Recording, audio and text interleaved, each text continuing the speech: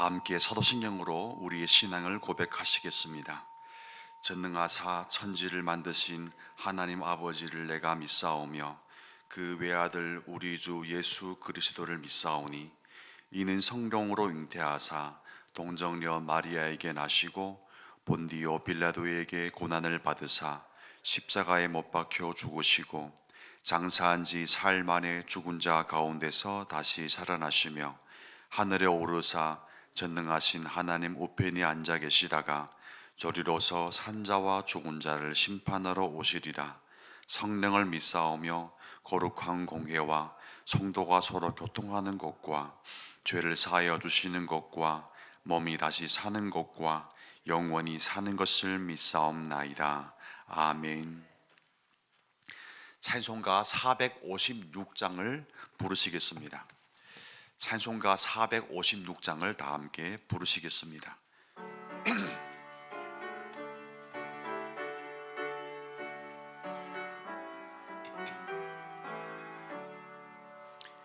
거친 세상에서 실패하거든 그 손 못 자국 만져라.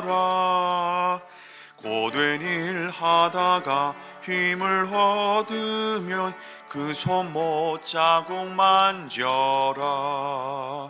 그 손 못 자국 만져라.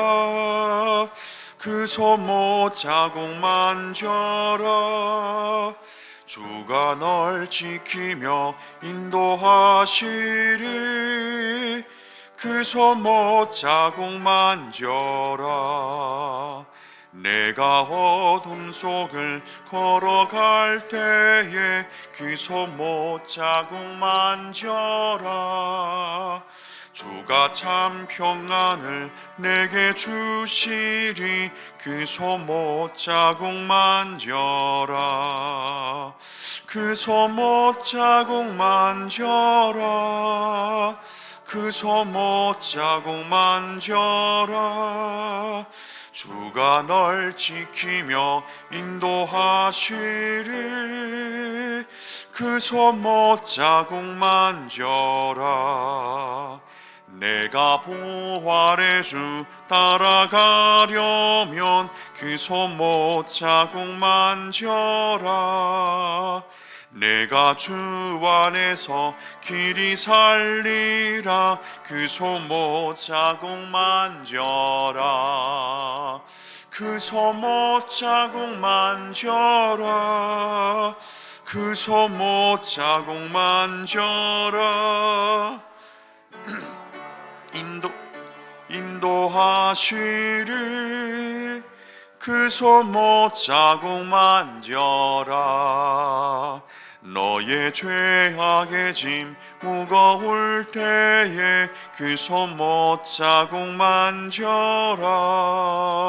마음 문 열고서 주를 모셔라. 그 손 못 자국 만져라. 그 손 못 자국 만져라. 그 손 못 자국 만져라. 주가 널 지키리. 인도하시리. 그 손 못 자국 만져라. 아멘. 함께 보실 말씀은 신약성경 요한복음 20장 19절로부터 23절까지 되겠습니다.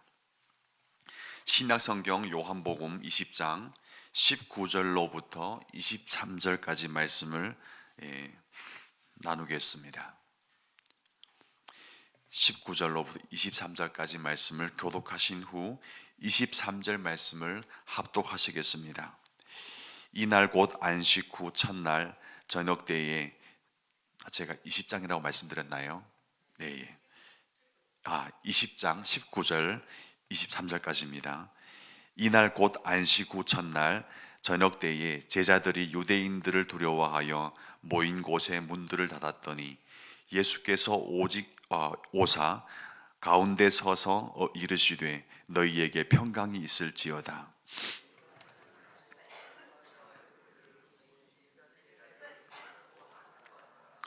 예수께서 또 이르시되 너희에게 평안이 있을지어다. 아버지께서 나를 보내신 것 같이 나도 너희를 보내노라.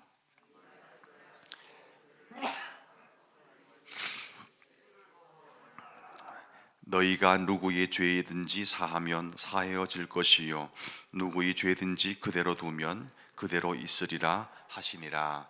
아멘. 새벽 예배 자리에 나오실 때 7분의 성도님께서 1,000번째 헌금을, 한 분의 성도님께서 감사의 예물을 올리셨습니다.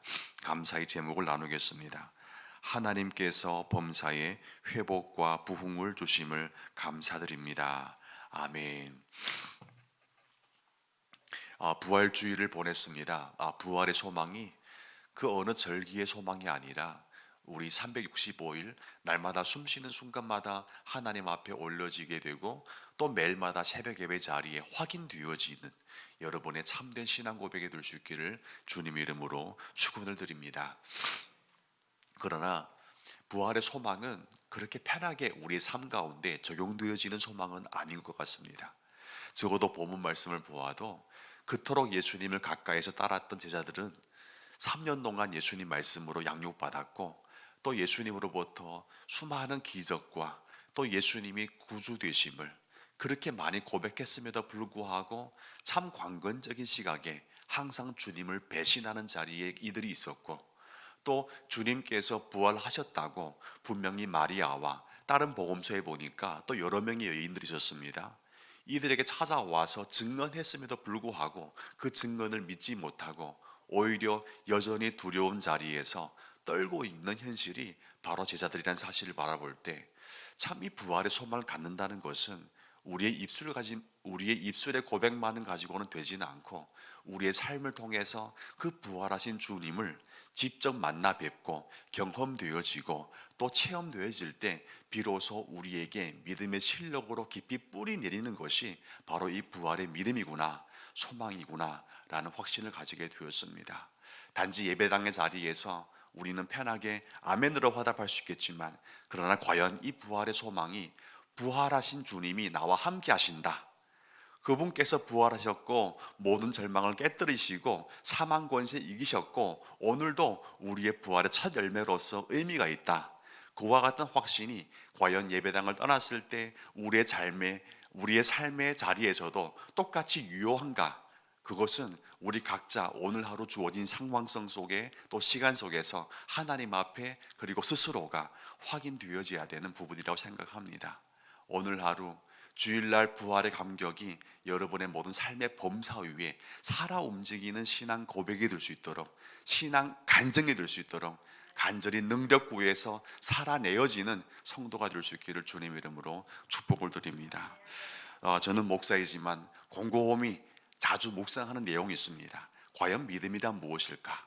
믿음이란 나의 입술로 고백되어지는 것이 아니라 오히려 입술의 고백이 나의 손과 발에 녹아져서 움직여지는 신앙이다. 저는 그렇게 생각합니다. 그러면서 단지 앉은 자리에서 그 신앙을 확인하지 말고 오히려 움직여지는 삶의 현실에서 그 신앙을 살아낼 수 있도록 최선 다하자 하는 그런 마음을 다짐하게 됩니다. 그래서 저는 부활주의를 경험하면서 저 스스로에게 주는 하나의 도전이 있다면 움직여지는 믿음의 사람이 되고 앉아있는 믿음의 사람이 되지 말자, 이렇게 저에게 요구하게 되었습니다. 여러분은 어떻습니까? 여러분의 신앙은, 여러분의 믿음은 앉아있는 믿음인가요? 아니면 움직여서 살아내지는 믿음인가요? 오늘 본문 말씀을 읽었을 때 이 말씀은요, 사실은 요한복음 20장 1절과 딱 이렇게 비교해 보았을 때 훨씬 더 그 의미가 깊어지는 그런 말씀입니다. 함께 요한복음 20장 1절 말씀을 한 번 더 읽어보겠습니다. 안식 후 첫날 일찍이 아직 어두울 때에 막달라 마리아가 무덤에 와서 돌이 무덤에서 옮겨진 것을 보고 라고 되어 있습니다. 그렇지만 19절에 보니까 뭐라고 합니까? 동일한 날, 곧 안식 후 첫날 저녁 때에 1절 말씀은 이른 아침 아직 어두울 때, 즉 새벽입니다. 어제도 부활 새벽이 있었죠. 보니까 부활 저녁 때입니다. 부활의 주일. 제자들이 유대인들을 두려워하여라고 되어 있고요. 모인 곳에 문들을 닫았더니라고 되어 있습니다. 여기 보니까 문이 두 개가 나옵니다. 하나는 예수님의 무덤을 굳게 닫히게 했던 돌문이었고, 하나는 제자들이 수시로 나들었던 집의 대문이었습니다.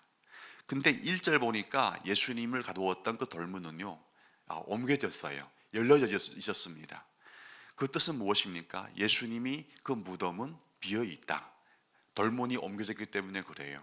즉 절대적인 절망을 상징하는 무덤은 정작 비어 있고, 그 안에는 절망이 없고 오직 그 안에는 새로운 희망이 보여졌습니다. 그렇지만 오늘 본문 보니까 절대적으로 평안을 해야 하는 가정, 여러분의 가정은 평안하시죠? 평안은 가정에 찾을지 않습니까? 그러나 그 가정에서는요, 절대적인 평안은 사라지고 절대적인 절망과 두려움만 가득 채워졌습니다. 그 누구도 사람의 힘으로 움직일 수 없었던 그 커다란 돌문은요, 여러 명의 장정들이 이렇게 굴려야 이제 굴릴 수 있고, 또 밖에는 로마 병정들이 이제 지키고 있었거든요. 그러니까 사람의 힘으로 극복되지 못할 절대적인 상황성은 극복되어지고, 오늘 본문 보니까 극복되어져야 되는 이 유대인들을 통해서 전달되는 두려움은 극복되지 못한 채 오히려 문은 꽁꽁 닫혀 있고 제자들은 그 뒤에서 숨어 있었으며 두려워하는 모습을 보게 되었습니다.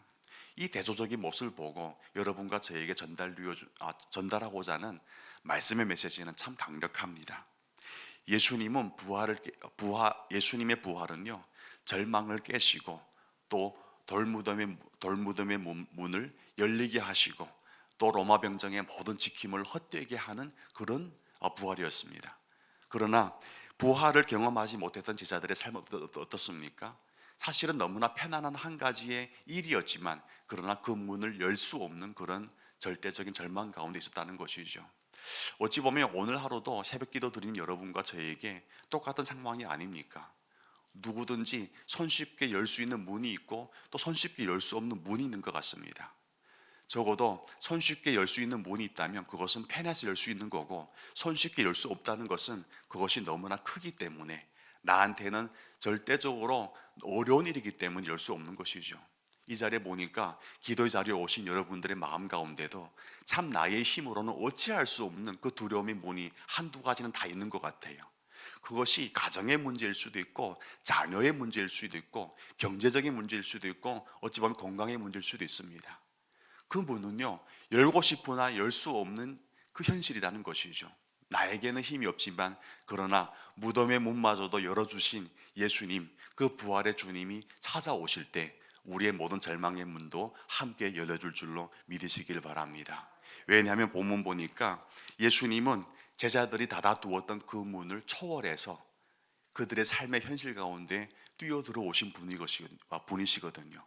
예수님께서 제자들에게 찾아오셔서 샬롬으로 평안을 축복해 주십니다. 오늘 하루 기도의 자리에 나왔음에도 불구하고 아직까지도 여전히 주님 나와 함께함에도 불구하고 두려움을 떨쳐내지 못하는 부분이 무엇이 있습니까? 여러분, 그 부분은 내 힘으로 해결되는 부분이 아니라 오직 부활의 주님이 딱 나의 심령 가운데 기도 안에 들어오실 때, 임재할 때 비로소 풀릴 수 있는 빗장이라고 저는 확신합니다. 여러분, 그 문을 나의 힘으로 어떻게 해결해 보려고 노력하지 마시고 오히려 그 문을, 절대적인 닫혀져 있는 그 절망을 하나님 앞에 맡겨드림으로 부활의 주님께서 그 문을 열어줄 수 있도록 여러분의 모든 삶과 염려와 걱정을 내어드리는 이 새벽 기도 자리가 될 수 있기를 주님 이름으로 축복을 드립니다. 예수님께서 들어오셔서 뭐라고 합니까? 우리 본문 20절 말씀 보니까 19절 말씀 후반절에 보니까 이르시되 너희에게 평강이 있을지어다 이렇게 말합니다. 여러분, 이 평강이 여러분에게는 있습니까? 우리는 다 예수님 만난 사람들이 아닙니까? 있어야 되겠죠. 그러나 이 평강마저도 소유하고 계속 보존하는 게 그렇게 쉽지 않더라고요. 저는 곰곰이 묵상해 보았습니다. 만약 이 자리에 제가 예수님 자리에 대신해 있다면 저는 지금 제자들에게 던진 첫 번째 말씀이 무엇일까? 예수님이 대단하십니다. 그래서 저는 예수님 참 좋아요. 예수님의 첫 번째 말씀은요, 평강이 있을지어다 이렇게 말씀했습니다. 그러나 제가 예수님이라면 그럴 수도 없겠지만 저는 이렇게 얘기했을 것 같아요. 뭐라고 얘기했을까요? 너희들 끝까지 나를 실망시키는구나. 저는 첫 번째 그걸 얘기했을 것 같습니다. 왜 이렇게 사람을 실망시켜도 분수가 있지 끝까지 실망시키냐? 마리아를 통해서 너희들에게 내가 부활했다고 증언해 주라고 하지 않았더냐? 여러분 20장 앞에 보면 마리아가 뛰어와가지고 예수님 여러분 예수님께서 부활하셨습니다 라고 18절 말씀에 지금 증언하고 있거든요. 내가 주님을 보았다 이렇게 말하고 있습니다. 근데 끝까지 그 말을 믿지 않는구나. 어찌하여서 내가 살아있을 때도 믿지 않고 이렇게 부활의 몸으로 보여주어도 그 이야기를 믿지 못하느냐. 여러분 이 이야기를 볼 때 깨닫는 점 있지 않습니까? 끝까지 나의 힘으로는 믿어내지 못하는 게 하나님의 말씀입니다. 어떨 때 믿을 수 있을까요? 성령이 임할 때 비로소 성령의 은혜 안에서 믿어지는 게 하나님의 말씀이거든요. 본문 말씀 이후에 보면 예수님께서 뭐라고 말씀합니까? 성령을 받으라. 그리고 파송하는 거 아니겠습니까? 여러분 내 힘으로 이 모든 어려움과 한계를 극복해내려고 하지 마시고 이 기도의 자리에서 가장 우선 먼저 구해야 될 것은 하나님의 말씀을 바른 안목과 시각으로 또 신앙 고백으로 바라보게 하는 성령을 충만히 경험하게 하여 주시옵소서. 여러분 그 은혜가 임할 때 비로소 그토록 믿겨지지 않았던 예수님의 부활의 소식이 여러분 가운데 성령님에 의해서 적용되어지는 은혜가 될 줄로 믿으시길 바랍니다. 저는 그렇게 했을 것 같아요. 끝까지 실망시키는구나. 너희들은 3년 동안 나에게서 배우고도 고작 나에게 반응 보여준 것은 배신 때림이었어. 그러나 지금도 배신 때리고 있는 거구나. 어찌하여서 나는 무덤을 이제 극복하고 부활하였건만 너희는 아직까지도 그 부활의 주님을 부인하고 있니? 많은 경우 저도 그렇더라고요. 예수님 안에서 믿는다고 하지만 하루 수십 번도 주님께서 부활하신다는 그 소식에 대해서 긍정하는 게 아니라 오히려 부인하는 쪽으로 선택하는 것이 우리의 믿음의 약함이 아니겠습니까? 예, 여러분 개인적으로 하나님 앞에서 1대1로 상담 받아보시면 부인할 수 없을 거예요. 예수님의 과연 나의 삶에 부활하신 주님으로 적용되는 게 많은지 아니면 부인하는 자리에서 나는 서 있는지. 여러분 우리는 베드로를 삿대질할 필요 없습니다. 왜냐하면 항상 닭이 3번 울기 전에 예수님을 부인한 그 사람의 모습이 바로 저희들의 모습이거든요. 여러분 오늘 하루도 이 모습 바라보면서 어떻게 우리 삶 가운데 부활의 주님을 증거할까? 그것보다도 어떻게 부활의 주님을 더 믿을까? 더 염려하시고 더 걱정하시고 더 은혜 구하는 여러분의 새벽 기도가 되었으면 좋겠습니다.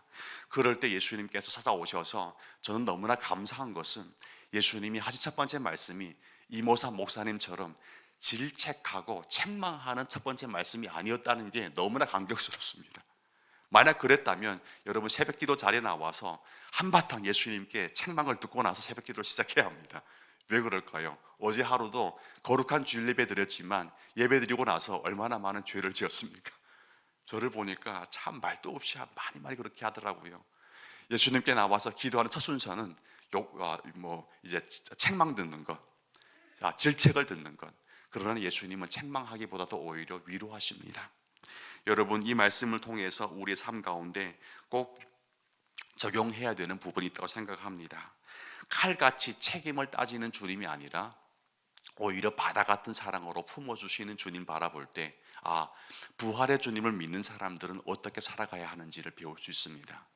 예수님은 칼같이 쑤셔가지고 우리의 책임을 묻는 분이 아니라 오히려 바다 같은 넓은 사랑으로 오래 참으심으로 우리의 한계를 넉넉히 담아내시는 분이었습니다. 성도는 쑤셔서 들추어내는 분이 아니라 성도는 넉넉히 담아내는 분입니다. 여러분 그 의미를 아시겠습니까? 만약 예수님이 책임을 따졌다면 이 자리에 이렇게 멀쩡히 서가지고 앉은 자리에서 예배 드릴 수 있는 분이 한 사람도 없습니다. 납작 엎드려서 오체투지해가지고도 부족한 모습이 저희들의 모습이 아니겠습니까? 그럼에도 불구하고 예수님은 칼날같이 송곳으로 쑤셔가지고 우리의 잘못이 무엇인지 하나하나 끄집어내서 보여주는 분이 아니라 오히려 넉넉한 사랑으로 오래 참으심으로 그 진노를 누르시고 오늘도 우리의 모든 불편한 현실을 담아내고자 최선 다하시는 주님 바라볼 때 저는 그 주님이 십자가 위에 사랑의 주님이라고 확신되어집니다. 그래서 오늘도 허물 많지만 담대히 주님 이거 주십시오, 저거 주십시오 라고 간구할 수 있는 게 아니겠습니까? 내 잘나서가 아니라 오히려 주님께서 넓은 사랑으로 우리를 품어주기 원하기 때문에 그 사랑 때문에 나온 거 아니겠습니까? 그래서 저는 그런 예수님을 표현한 찬양을 좋아합니다. 바보 같은 주님.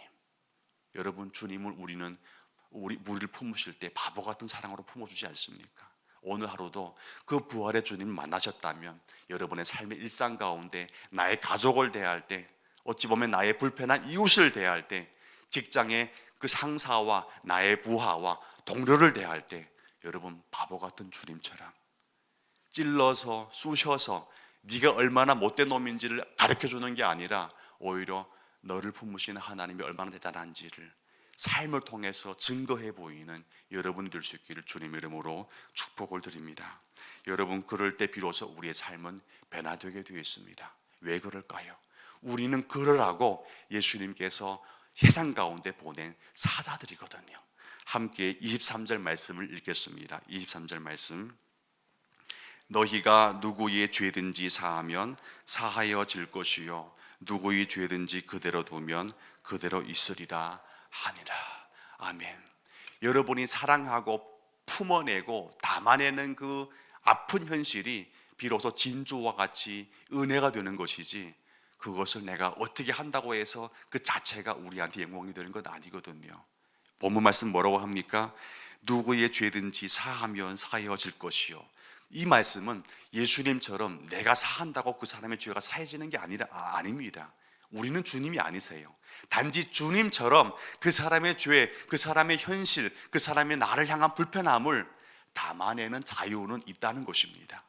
여러분, 그렇지 않습니까? 우리에게 주어진 유일한 자유는요, 미워할 자유, 은혜로 품어낼 자유가 있는 것입니다. 용서할 자유.